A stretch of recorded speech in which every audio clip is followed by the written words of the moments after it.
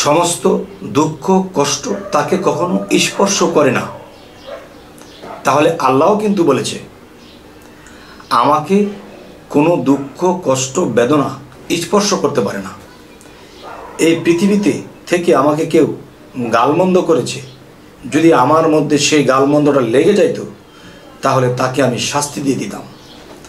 যদি আমাকে কেউ গালমন্দ করে তার গালমন্দ আমি আল্লাহ পর্যন্ত পৌঁছায় না, যেমন ফেরেশতাদের মধ্যে কেউ বলেছিল যে হে আল্লাহ, আপনাকে তো দুনিয়ার অমুক মানুষে আপনাকে গালমন্দ করেছে, তখন তাদের কাছে উত্তর দিলেন যে দেখো, যারা আমাকে গালমন্দ করেছে তাদের গালমন্দ আমার পর্যন্ত পৌঁছায়নি, কেননা তাদের গালমন্দ হইতে এবং তাদের হইতে আমি অনেক ঊর্ধ্বে। তাদের গালমন্দ আমি আল্লাহ পর্যন্ত কখনোই পৌঁছাবে না। আচ্ছা, তাহলে এই পৃথিবীতে যদি কেউ মুহাম্মদ সাল্লাল্লাহু আলাইহি সাল্লামের গুণ লাভ করে, সে ঘুরে ফিরে মানুষেই থাকবে। আর যদি কেউ আল্লাহর গুণ লাভ করে, সে আল্লাহতেই বিলীন হবে। সেটি কেমন?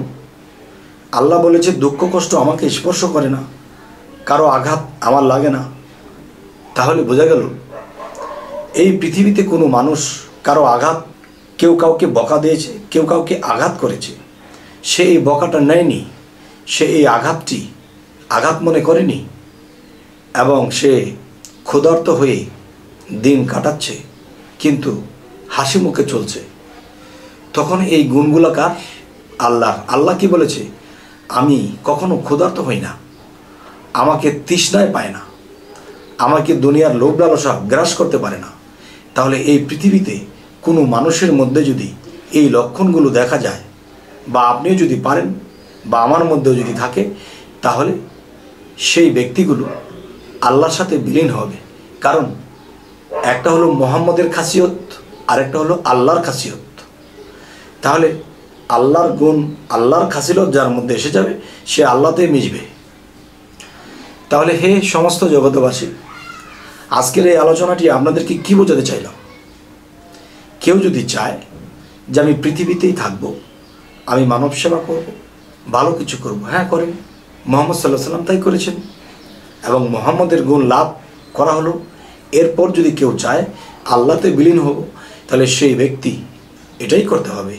আল্লাহর কি গুণ আছে? আল্লাহকে বকলে লাগে না, আল্লাহ ক্ষুধার্ত হয় না, আল্লাহ তৃষ্ণা হয় না, আল্লাহ কারো মুখাপেক্ষী নয়। এই পৃথিবীতে এমন ওলিয়া আউলিয়া পাগল ফকিরের মধ্যে এমন কেউ আছে যে তারা কারো মুখাপেক্ষী নয়, যে সামনে কিছু উপস্থিত হয়েছে, খেয়েছে, না পেয়েছে না খেয়েছে, কিন্তু আল্লাহ কিন্তু তাদেরকে না খাইয়ে রাখে না, আল্লাহর খাজানা থেকে খাবার এসে যায়। যাই হোক, হে সমস্ত জগতবাসী, যদি এমন কোনো ধারণা, এমন কোনো বিষয় থাকে যে পৃথিবীতে এত আপন মানুষ পর হয়ে গেছে, এত কিছু মানুষের জন্য করেছি, সেই মানুষ আমার দুর্নাম করেছে, মানুষ আমাকে ভালো দেখে না, তখন সব ছেড়ে দেন।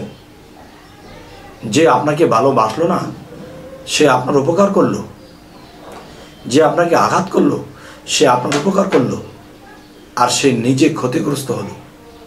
আচ্ছা, যদি আমরা আল্লাহতে বিলীন হতে চাই, তাহলে আমাদের মধ্যে এই স্বভাব আনতে হবে। দুনিয়ার লোভ লালসা কোনো কিছু এখানে গ্রাস করবে না, কারো কথায় আমার রাগ উঠবে না, কারো আমি প্রতিশোধ নেব না, কাউকে আমি ক্ষতি করব না। তখন কি হবে? তখনই এটা হবে যে আল্লাহ পরিষ্কার, আপনিও পরিষ্কার। তখন দুনিয়া আপনাকে আঁকড়ে ধরতে চেয়েছিল, আপনি সেটা ছেড়ে দিয়েছেন। তখনই আপনি আল্লাহতে বিলীন হবেন। আর আল্লাহতে বিলীন হওয়া লোকগুলোই মুক্তিপ্রাপ্ত।